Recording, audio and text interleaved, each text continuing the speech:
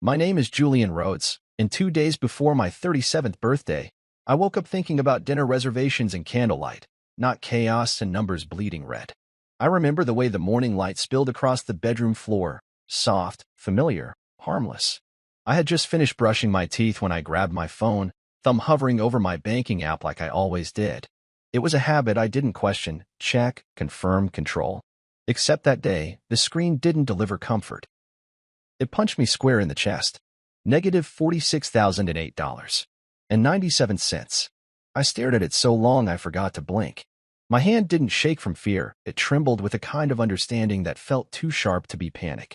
It was clarity, the kind that slices through denial like a scalpel. My thumb tapped the details. Charges I didn't recognize, luxury boutiques, flights, a wire transfer to someone named Doreen. One to Mallory. One to a wellness retreat in Tulum. And not a single notification had come to me. Not one request. Not one conversation. I'd been fleeced in my own damn house. I walked to the kitchen. Serena was there, standing barefoot in her robe.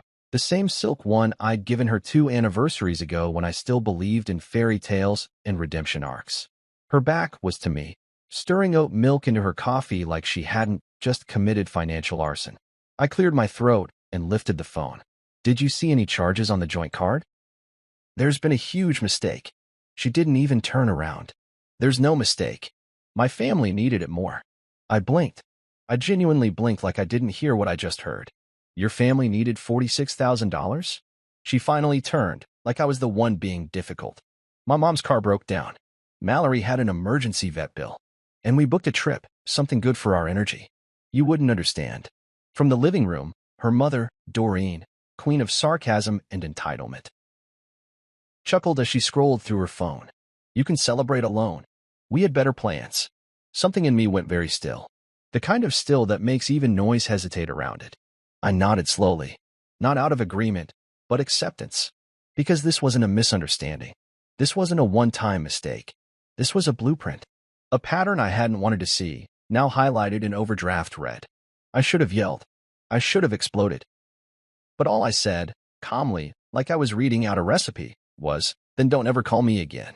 Doreen scoffed from the couch. Oh, please, grow up. But I wasn't talking to her. I was talking to the woman I had married. The woman who used to curl against my chest during thunderstorms and talk about healing crystals and minimalist living. The woman who once made me believe we were building something real. I looked her in the eyes, those same green flecks I used to lose myself in, and found nothing. No remorse. No apology. Just entitlement wrapped in wellness jargon and generational greed. I left the kitchen without another word. Not because I was weak, but because I was done. Some things don't need a closing argument. Some betrayals are so complete they speak for themselves. And in that moment, I decided I wouldn't scream or beg or unravel. I would document. I would pivot. I would disappear. Not physically, but financially, emotionally, and in every way that once made me accessible to them. Behind me, I heard Doreen mutter something about soft men these days. I didn't look back. I didn't need to. I had heard it all before, how a real man should provide without limits, how love was proven in money, how silence was compliance. But I wasn't silent anymore. I was surgical. That afternoon, I canceled the dinner reservation I'd made 3 weeks ago. It was going to be at Osteria Lumiere, a place Serena once said made her feel worthy.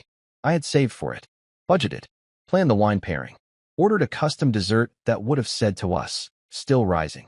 What a joke. I deleted the confirmation email without hesitation and poured myself a glass of tap water instead, toasted the emptiness, then sat at the table alone and made a list, not of things to repair, but of systems to shut down. Later that night, Serena asked if I had calmed down yet. I told her I hadn't been upset. I had been awake. She rolled her eyes and walked back to the bedroom, muttering about how I always made things so serious. That was the last night we ever shared a roof. Not because of screaming or ultimatums, but because I had seen what I needed to see. And clarity, once lit, does not dim again. I sat in the quiet of the guest room, staring at the ceiling. Not angry, not defeated, just wide open with truth. The kind of truth that doesn't ask for approval. And somewhere between midnight and the first bird call, I made peace with it. The account was in the red, sure, but for the first time, my future wasn't. The next morning, I made eggs for one. Black coffee, no sugar. I folded the silk robe she left on the bathroom hook and placed it on her side of the bed. Not out of kindness, but closure. Every corner of the house held traces of who she used to be, but I was already scrubbing her name off the title in my mind.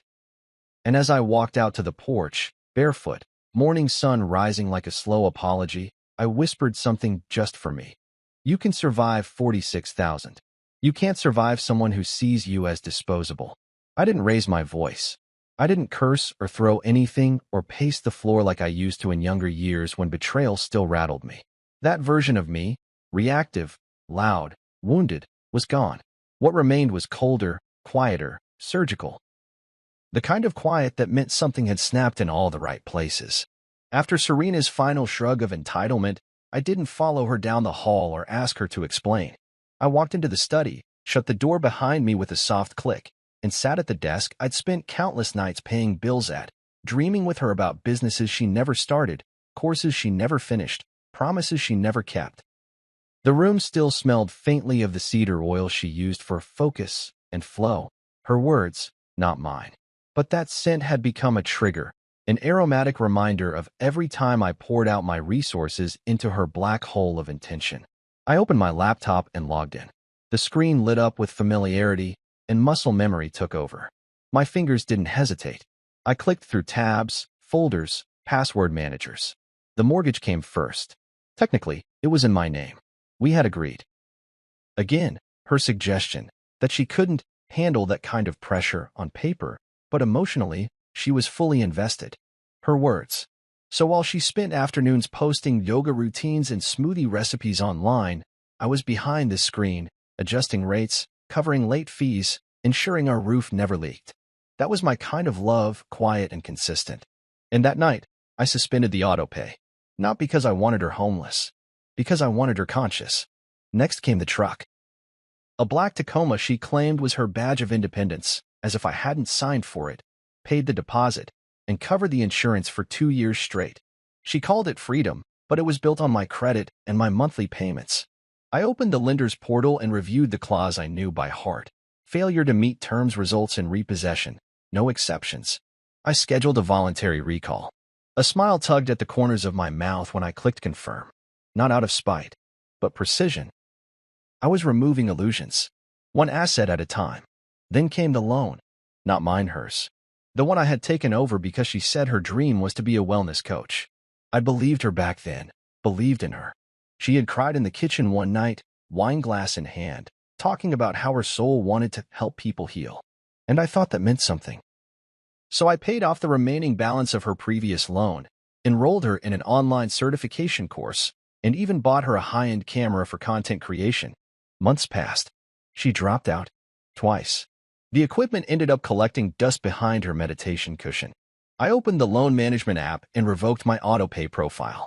I knew the notices would start flooding her inbox within 48 hours. And when they did, she wouldn't see me as a villain. She'd see what I'd always been, her cushion. And what she never saw coming was the cushion being removed while she wasn't looking. I sat back in my chair. The blue light from the screen cast a faint glow over the bookshelves, the framed quote she insisted we hang above the desk. Abundance flows when love aligns. I stared at it now like a cruel joke. The only thing flowing had been money. And love? That had been her sales pitch to justify the withdrawals. I took a breath, slow and full. This was what control felt like, not loud, not angry, but deliberate. I wasn't trying to hurt anyone. I wasn't out for revenge. I was flipping switches they thought would always stay on. And as I moved through my checklist, I realized I didn't owe anyone a speech. Not Serena. Not her mother. Not the sister who always smirked when I paid for dinner. Not the friends who called me lucky for having such a spiritual, vibrant wife while I footed the bills they never saw. There was power in not explaining, in letting the silence carry the message. I closed my laptop, exhaled slowly, and leaned back in the leather chair. I thought about the night she told me she loved me for the way I made her feel safe. That was her word, safe. Not loved. Not seen. Safe, like I was an armored truck, a vault, a one-man insurance policy. And I had believed it was a compliment. But now, sitting in this room surrounded by the receipts of my silence, I saw it for what it was. She never wanted a partner. She wanted a lifeboat with a checking account. Outside, I heard her laugh faintly with her mother, probably about me, probably about how I'd take a few days and get over it. But those days were gone. I had nothing to scream about, no more hills to die on. My war had become arithmetic. I scrolled through my photos and found the image of a whiteboard I had kept from years ago, back when we were planning her retreat center. She wanted to turn a rented farmhouse into a place of healing and rebirth. I had mapped out logistics, permits, zoning, cost. She had drawn a flower with hearts around it. She said I was too focused on outcomes, not enough on vision. But vision without execution is just a Pinterest board. The center never happened, but I'd funded 3 false starts. Now, no more. If they didn't need me, I would become unreachable. My phone vibrated on the desk. A text from Serena. Can you pick up almond milk tomorrow? No apology. No mention of the account. Just an expectation. A reflex. I didn't reply. I turned off the phone and tucked it into a drawer. That was my answer. Then I walked to the thermostat. Her favorite diffuser buzzed faintly on the shelf beside it. I unplugged it. Not to be cruel. To make space. I turned off the hallway light and stood in the darkness, listening not for footsteps, not for voices, but for myself. And in that stillness, I heard the one thing I hadn't felt in months. Peace. The night of my birthday, the house was quiet. Too quiet. The kind that wraps itself around you like a fog, not heavy, not even painful, just empty. I had spent the day avoiding the clock, as if time ticking forward made it worse. But when 7 p.m. rolled around, when the candles should have been lit and the wine poured, I stood alone in my kitchen with takeout bags in hand and a slow, steady breath in my lungs. I wasn't surprised Serena wasn't home. The signs had been stacking for weeks, missed dinner talks, phone calls she took in whispers behind closed doors, the way she kept her suitcase half-packed in the closet like an exit was always in reach. I heard from a mutual friend that she had flown to Cancun. Just like that. No text. No happy birthday, maybe later. Nothing. She went with her mother and her sister Mallory, using the very card I had just reported as compromised. The same card she once held between her fingers at a candle shop saying, "I'll use mine this time," but never did. I stood in the living room, Chinese food boxes lined up on the coffee table, staring at my phone. Not for a message, I knew none would come, but out of habit. Hope is a stubborn thing. It clings to silence like a shadow. But all I saw were Instagram stories. There they were, smiling in neon swimsuits, coconut drinks in hand, lounging under a sun I wasn't invited to. One caption read, "Healing energy, only palm tree yellow heart #girls getaway." Another had a boomerang of Serena twirling on the beach, tagged with gratitude and rebirth. It wasn't even rage that came over me, it was clarity, again. She hadn't even bothered to lie about it. The trip she was supposed to surprise me with was the very one she booked for them. Using my card. My money. My intention. And now she spun it as a spiritual cleanse. They had better plans. I turned my phone face down and opened the first takeout container. Sesame chicken. Comfort food. I poured myself a glass of whiskey, the good kind, the one I saved for nights that meant something. I clicked on the TV but didn't press play. The noise would have been a lie. So I sat there, chewing slowly, not really tasting anything, but not feeling bitter either. Something inside had settled. This was supposed to be my birthday. But in that moment, I stopped measuring it by candles and cakes and who showed up. Instead, I counted it by what I had finally stopped accepting. It wasn't the loneliness that stung. It was the awareness that I had been alone long before this. Serena hadn't been home for months, not really. Her body showed up sometimes, warm beside me in bed, scrolling on her phone, throwing around words like alignment and self-care when she didn't want to talk. But her spirit? Gone. Her eyes didn't linger on me anymore. Her hands didn't reach without purpose. It wasn't distance. It was disinterest. The worst part was that I'd noticed. And I tried. I bought flowers she didn't smell. Planned weekends she canceled. Listened when she spoke about her Reiki clients that didn't exist, about her big brand deal that never came. I had pretended not to notice when her laptop was always closed and her screen time kept rising. I had convinced myself that love had dips, that marriage was a series of valleys you climbed out of. But this wasn't a dip. It was a departure, and I had just given her the last stamp. I took another sip of whiskey, letting it burn a little longer this time. I scrolled through my own photo gallery, not the ones of us smiling for other people, but the behind-the-scenes ones. Serena asleep on the couch with a cold compress after migraines I used to treat with peppermint oil and silence. Serena laughing in the kitchen wearing my hoodie, barefoot, back when things felt simple. I deleted them one by one, not out of hatred, but because I finally believed the truth. She wasn't coming back. Not to me. Maybe not to herself, either. The difference was, I was no longer waiting. At around 10:30 p.m., the silence in the house shifted. It wasn't louder. It was cleaner, like something had been drained out of the walls. I turned off the lights, set the takeout in the fridge, and walked to the bedroom alone. There was no fight in my heart, no script in my head for what to say next time. Because there would be no next time. Her better plans had become the best gift I didn't know I needed. I lay in bed without the need to explain myself, without the pressure to perform peace for someone who only understood chaos. And for the first time in months, I slept. Not because I had closure, but because I no longer needed her to give it to me. The morning after my birthday, I woke up earlier than usual. No alarm, no plans, just an itch under my ribs that told me I wasn't finished yet.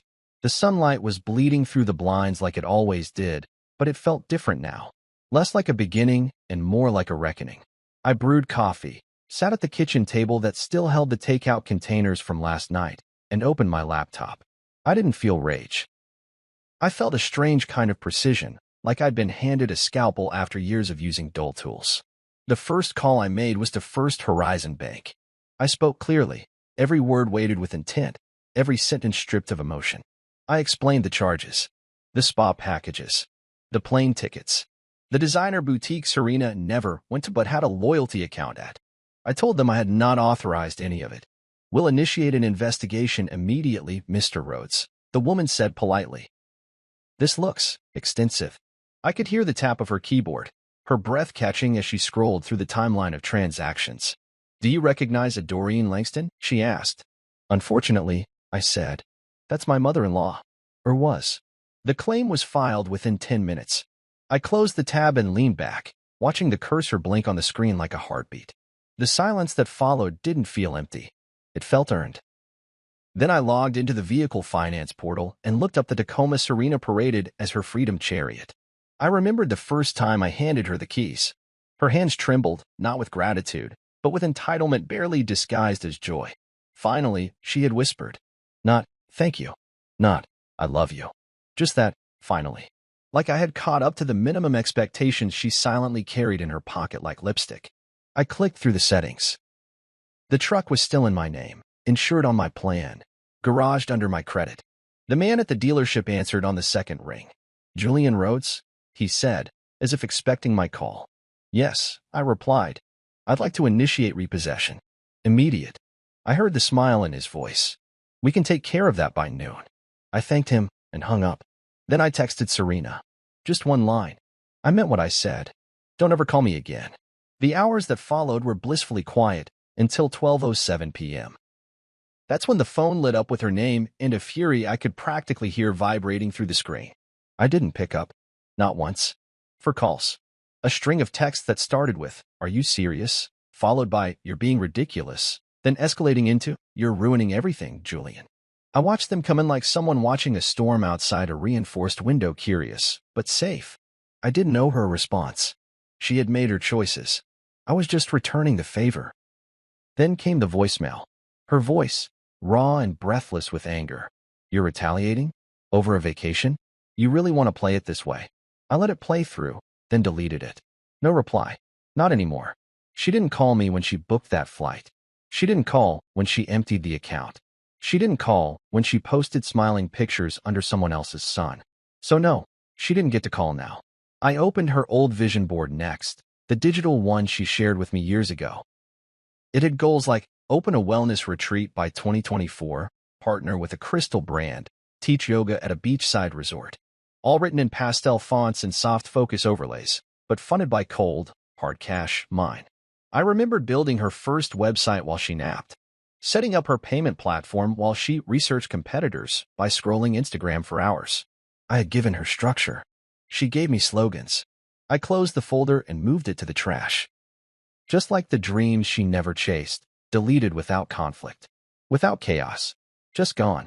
I stared at the reflection in my screen.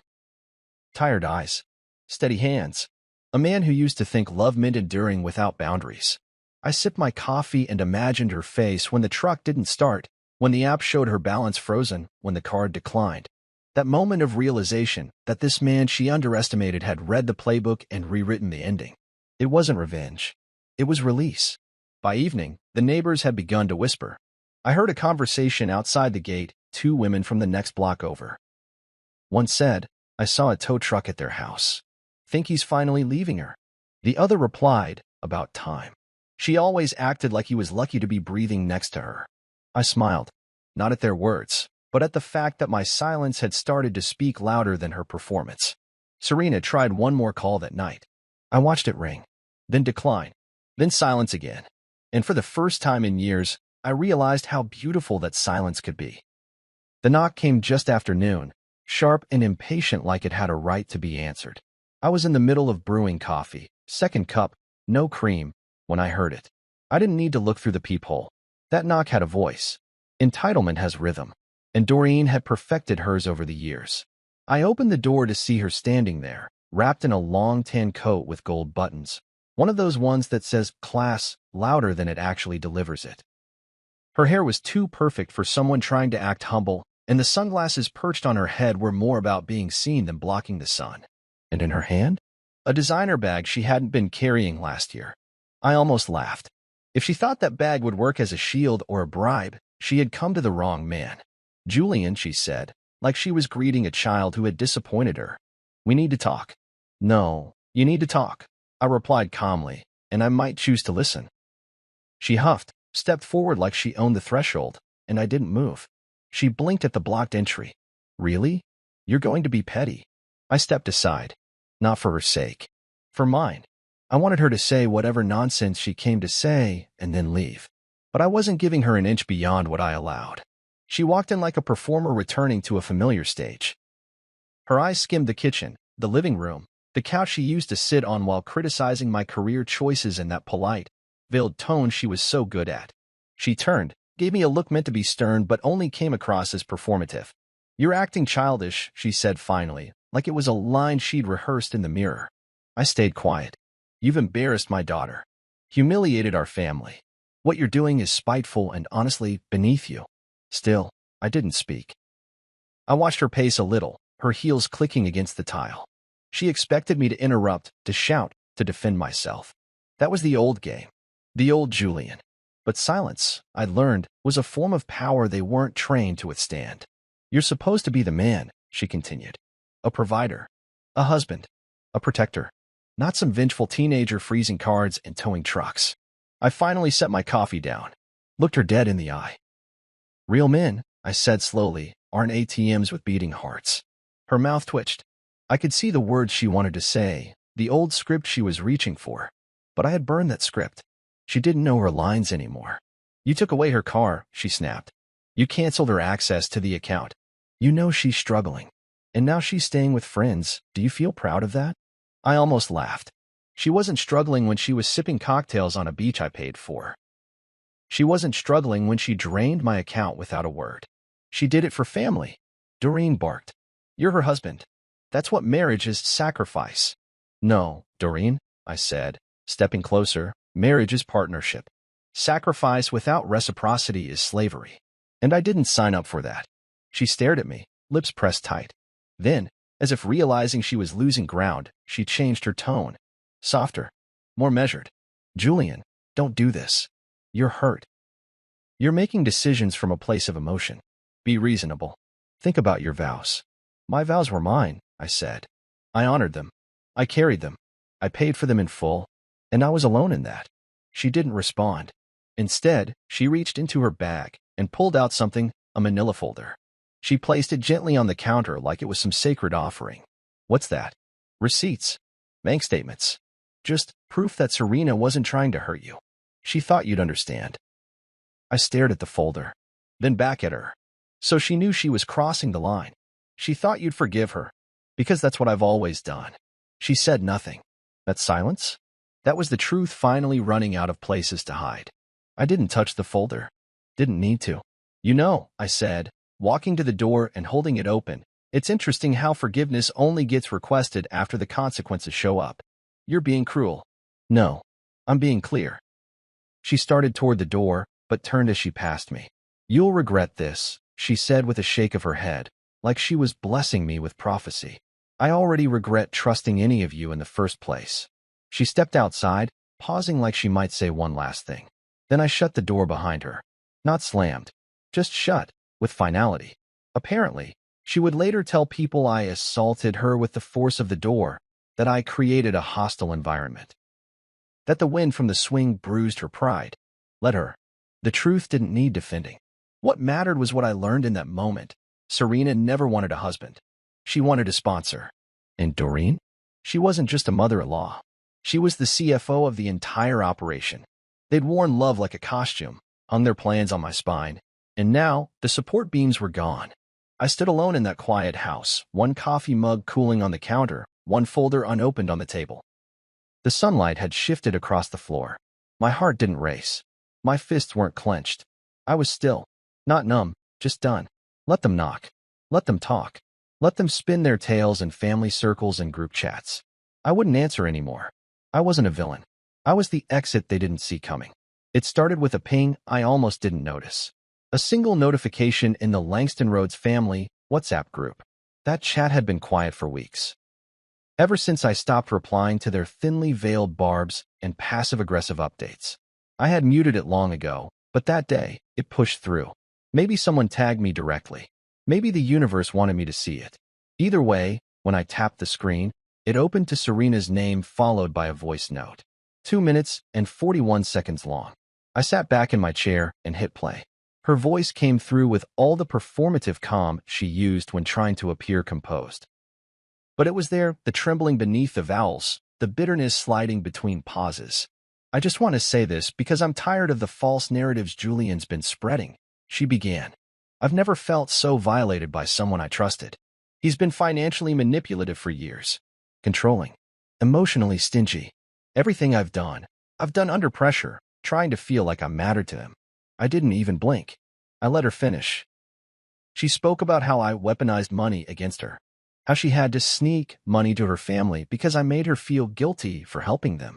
She spun a tale so smooth, so emotionally curated, it was almost impressive. Almost. Then came the kicker. I didn't want to make this public, but he left me no choice. I knew what was next. I wasn't angry. I was prepared. I didn't reply in the group. I didn't send my own voice note.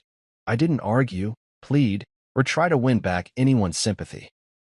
Instead, I logged into my cloud storage and opened a folder I'd been quietly building for months. Not because I ever expected a smear campaign, but because something in me had known. Instinct, maybe, or survival. Inside the folder were PDFs, dozens. Every transfer, every payment, every tuition installment I'd covered since the day we married. Utility bills, spa visits, flight confirmations, 2 sets of receipts for certification courses she never completed. One invoice from a therapy retreat she ghosted halfway through but still insisted I reimburse her for. It was all there, timestamped, sorted, annotated. I printed the entire thing and mailed it, not to Serena, not to Doreen, but to the one person who had always parroted their narrative with unwavering confidence, Lawrence, Serena's father. He once told me during a family dinner that you'll never be good enough for her unless you understand what sacrifice really means. He said it with a half smile, a wine glass in his hand, like he was quoting scripture and I was the sinner. That dinner had cost me $326. I remembered because they left without saying thank you. The envelope I sent him was thick. No note, no message, just the evidence. Let the numbers speak where words failed. 3 days later, my phone rang. Lawrence's name on the screen. I let it go to voicemail. He called again. I answered. "Julian," he said. No greeting. Just my name, heavy like something had cracked open. "You paid for her tuition?" "Twice," I said. She dropped out both times. Silence. She said, he began, then stopped himself. I didn't know. I didn't realize. "You weren't supposed to," I said. "You were supposed to judge me." He didn't argue. Just sighed, a slow, tired sound like a balloon deflating. "Thank you for sending that." "You're welcome," I replied, and hung up. That was the last time he ever called. And just like that, the silence began to spread. First, Lawrence left the WhatsApp group. No announcement. Just vanished. Then came a ripple of unreadable reactions. Mallory changed her profile photo to something cryptic. Doreen stopped posting daily affirmations. Serena? She stayed quiet. That stung more than any voice note. Not because I missed her, but because silence, in her world, was surrender. I checked the group again the next day. I had been removed. No drama. Just gone. Deleted like a typo in their family history. I laughed. It wasn't bitterness. It was freedom. The weight I used to carry trying to prove my worth to people who had no intention of seeing it, gone. Their group had become an echo chamber, a sandbox where truth was optional. Let them play in it. That night, I went through my drawers and found the journal Serena gave me 3 birthdays ago. On the first page, she had written in gold ink, "For your thoughts, your truth, your journey. Write it all down." I flipped past the empty pages and scrawled a single line. She didn't tell lies. She told versions. I closed the book and slid it back into the drawer. The next day, I cleaned the study. Tossed out the lavender essential oils, the unopened packs of wellness tea, the stack of unread holistic living books. I donated her yoga blocks. Recycled her vision board. Not out of spite, out of space. Every object that reminded me of how much I had poured into someone who never planned to hold it was removed with care. This was my season of subtraction. And it felt clean. The irony? For all her public cries about emotional withholding, I was the one who remembered birthdays, who left notes in her lunch, who listened when she spiraled about imposter syndrome. I gave presents. I gave peace. What I withheld were the pieces she didn't ask for: control, dominance, authority over me. And that, apparently, made me stingy. Let her keep her narrative. Let them keep the chat. I had the receipts. There's a certain finality in unwrapping something you once picked with care and placing it back in its box. That's what I did with the necklace first. Rose gold.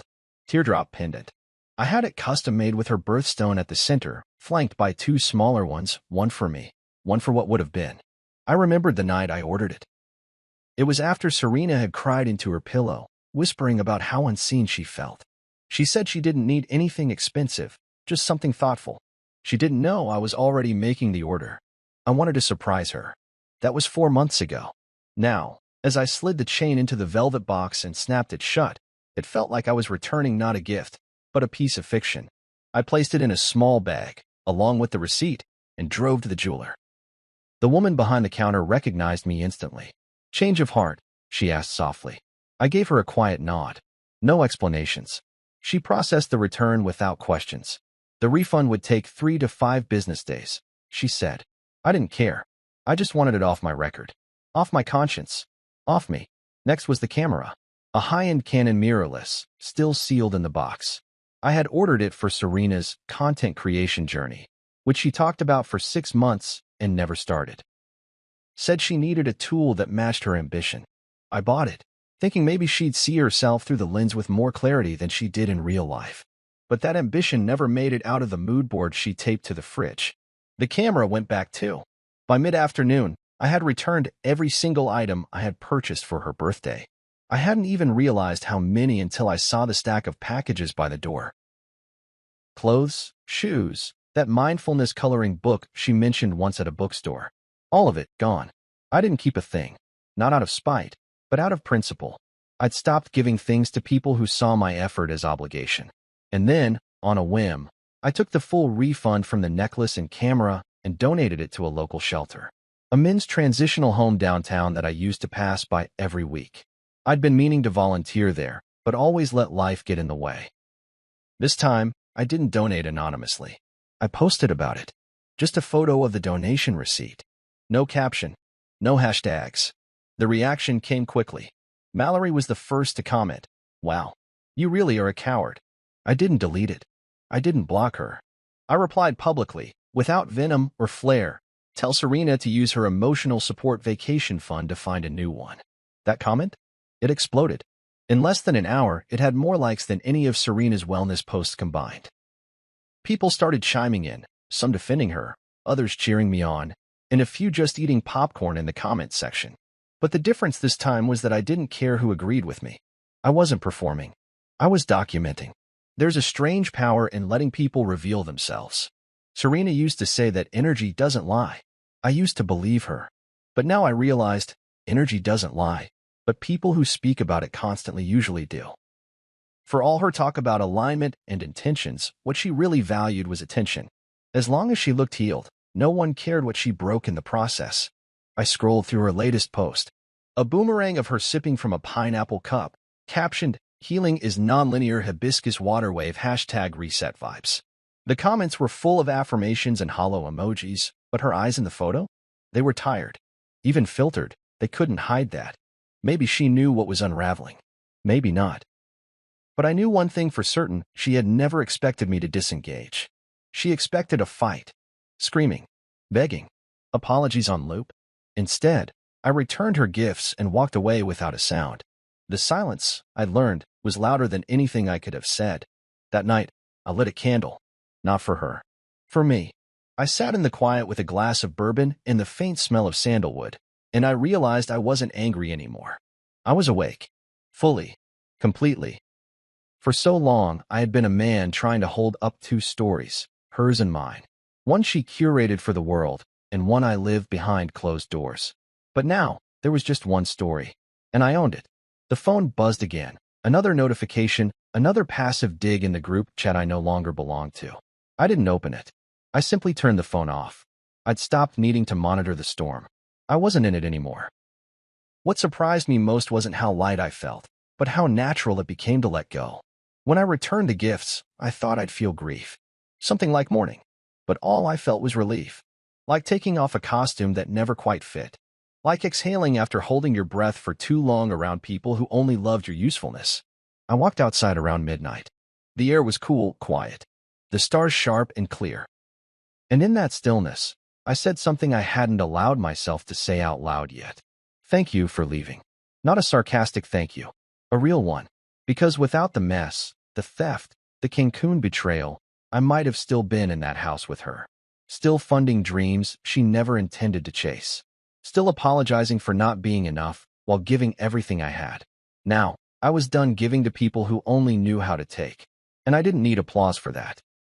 She came back 3 weeks later. I wasn't expecting her, but I wasn't surprised either. That's the thing about people like Serena. They return not because they're ready to apologize, but because the comfort they abandoned turns out to be harder to replace than they imagined. I heard the car before I saw her. A rideshare, not her truck, because I had already taken care of that. When she stepped out onto the driveway, the air around her seemed to bristle. She wasn't dressed like the Serena who used to float around the house in matching loungewear and expensive oils. Her hair was pulled into a tired bun, her eyes hidden behind oversized sunglasses, and she carried 2 duffel bags that looked like they were packed in haste. Her phone was in her hand, but for once, not recording. She walked to the door like she still had a key. But when she twisted the knob, it held firm. She tried again. Nothing. I watched from the living room, calm, still, like I was observing a stranger in someone else's home. She knocked, once, twice, then hard. "Julian," she shouted. "Open the door." I stood. Not because I was going to let her in, but because I needed her to see what closure looked like when it didn't wear forgiveness like a badge. I opened the door just enough for her to see my face. That was all she would get.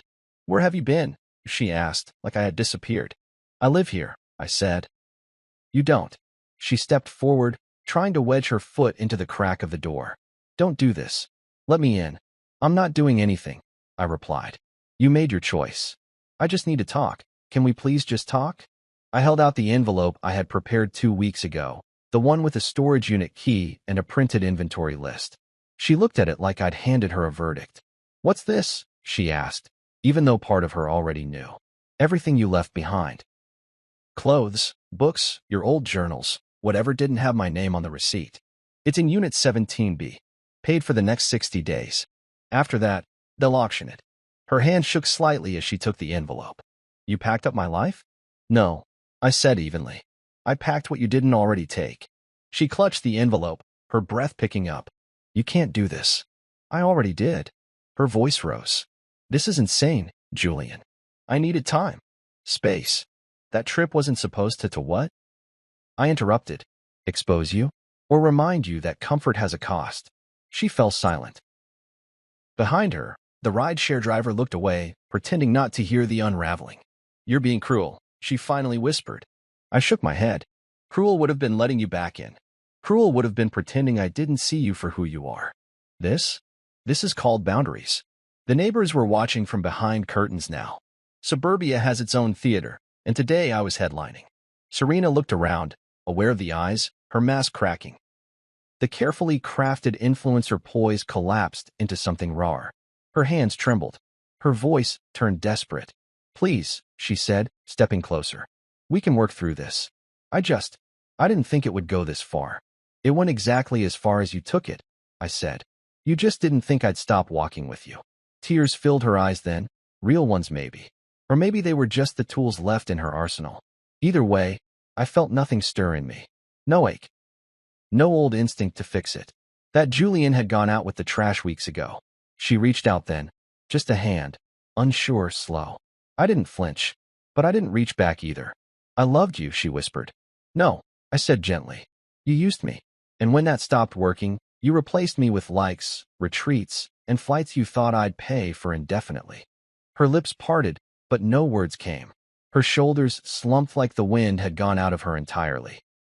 And for the first time since everything fell apart, I saw her clearly, not the version she performed online, not the girl I fell for who dreamed big and followed nothing through.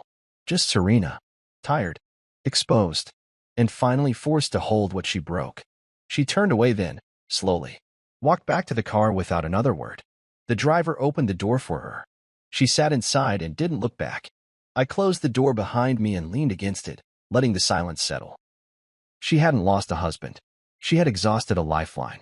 It was a Sunday when the call came in. Late afternoon, the kind of slow, golden hour where everything feels suspended. I was sitting on the back porch with a book in one hand and a glass of lemon water in the other, letting the silence carry me. The world had been blessedly quiet for weeks. No more voice notes. No more pop-ups from Mallory's endless stories or Doreen's drama reruns.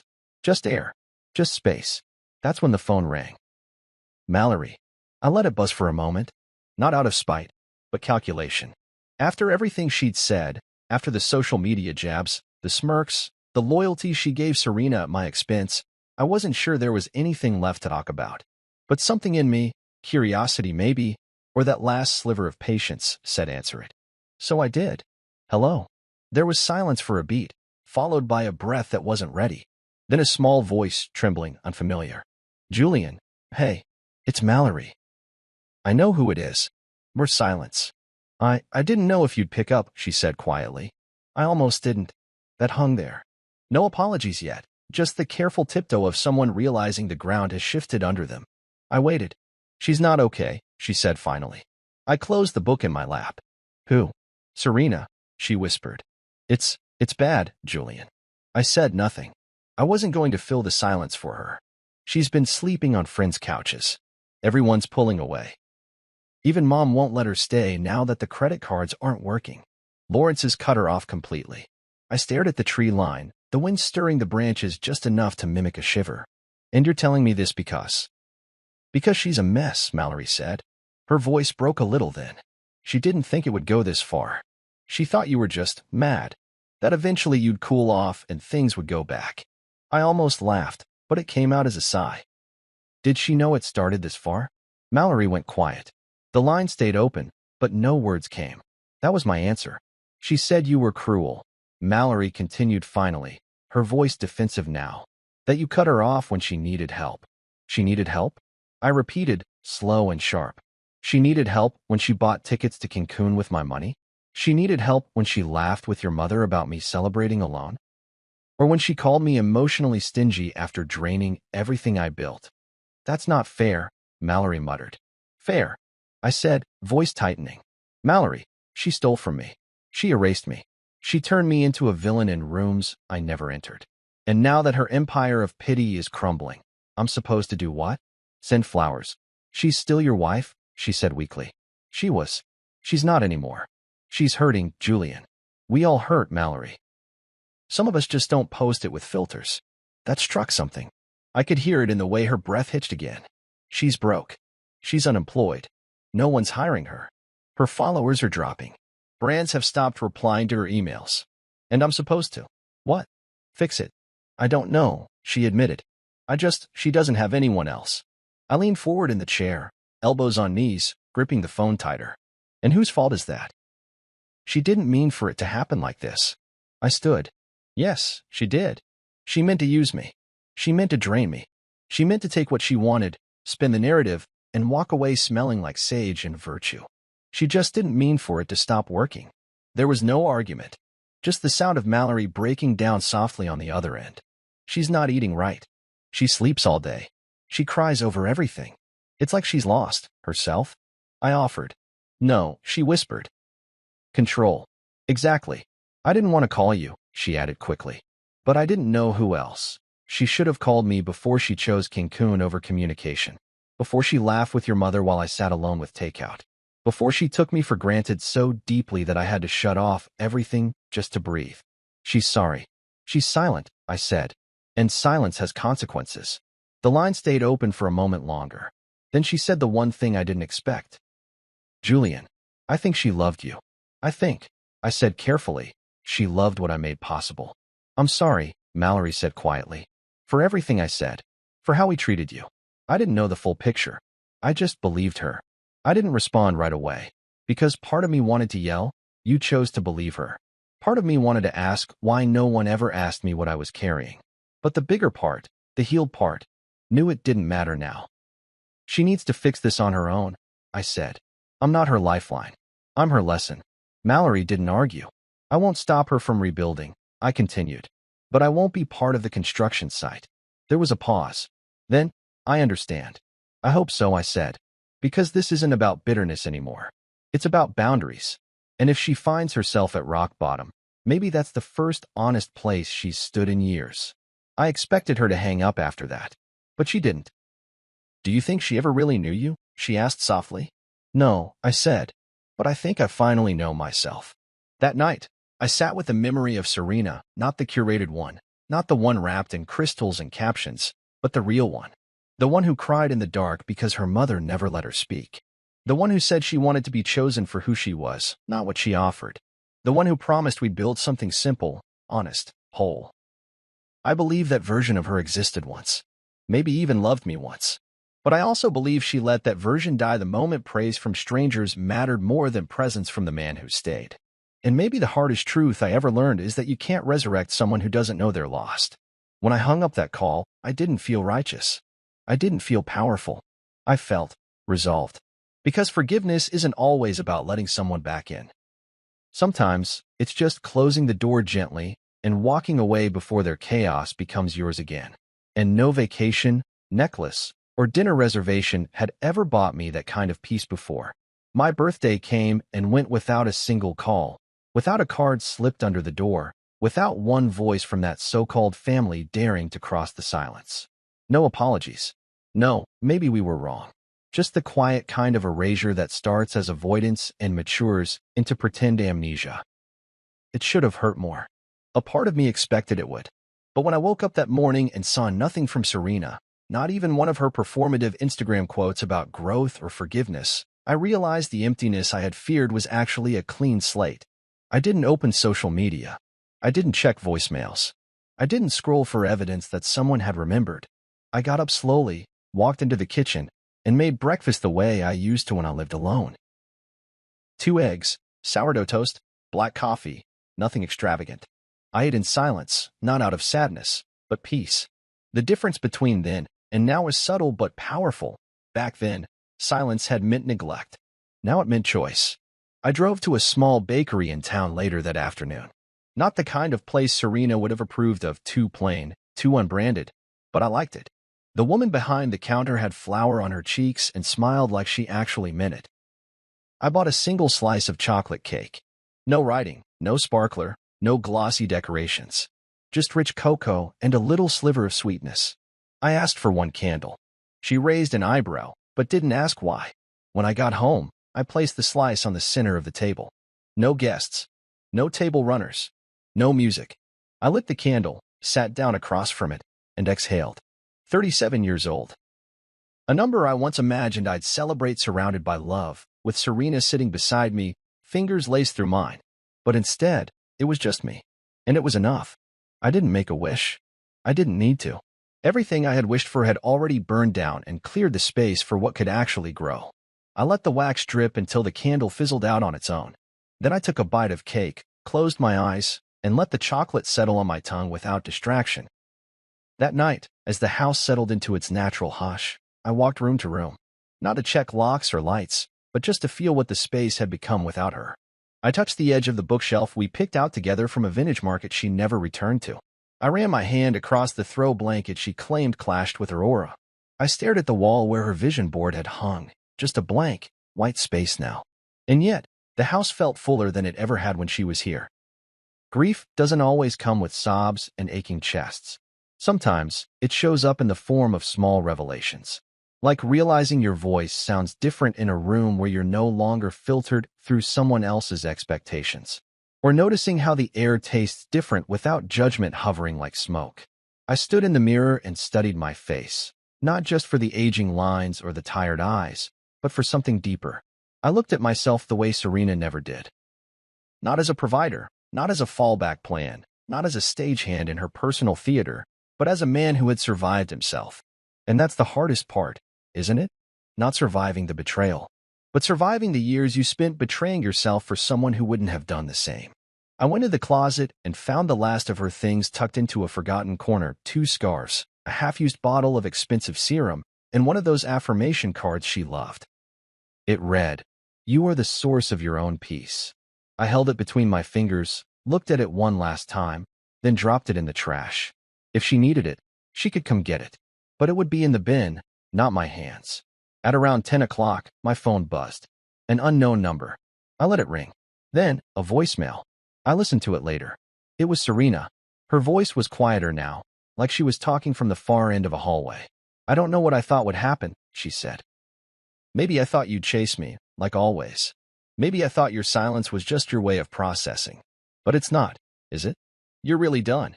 There was a pause. A breath. "I missed the way you looked at me like I mattered. I don't know if I ever said thank you. For the meals. For the patience. For trying to believe in me when I didn't even believe in myself. I thought the world would give me more. But the truth is, I had everything. And I mistook it for a cage." Another pause. "Longer this time. You probably hate me. Maybe you should. But if you're listening to this, I hope you find someone who sees you the way you always saw me. That's what I regret the most. I never saw you. Not really." Click. I didn't cry. I didn't smile either. I just stood there, the phone still warm in my hand, and let the words settle like dust. She had finally spoken the truth. Too late, but true nonetheless. And the irony was, I wasn't waiting for it anymore. I didn't need the apology. I didn't need the clarity. I had already given it to myself. I deleted the voicemail, not out of anger, but mercy. For both of us. People think being alone means you've lost. That silence is punishment. But for me, alone became the safest place I'd ever known. I stopped performing. I stopped fixing. I stopped begging to be loved by people who only understood love when it came with a receipt. And in that stillness, I began to build. I started walking again every morning. Not to escape, but to arrive, to meet the version of me who had been buried under compromise. I reconnected with old friends, not out of nostalgia, but sincerity. I bought myself a new chair for the porch, one that reclined fully, because rest no longer felt like a guilty luxury. I slept. Deeply. Dreamlessly. I filled my fridge with food I liked. Played music that didn't need to be curated for a mood. I even started writing again, just small reflections, pieces of thought. One entry simply read. She left. I stayed. And that's the difference. Some nights, I would sit in the stillness and wonder what love looks like now, not the love that performs, not the kind that begs to be seen, but the love that simply shows up. Maybe one day, I'll see it again. Maybe not. But either way, I no longer feel like I need it to validate me. Because the loudest message I've ever sent wasn't in a text, or a post, or a speech. It was silence. Silence backed by receipts. Backed by boundaries. Backed by finally choosing myself. That night, I lit one final candle. Not for celebration, not for mourning, but for marking the moment. The moment I realized alone is not the same as lonely. And I was never really lonely. I was just waiting to be alone with the right version of me.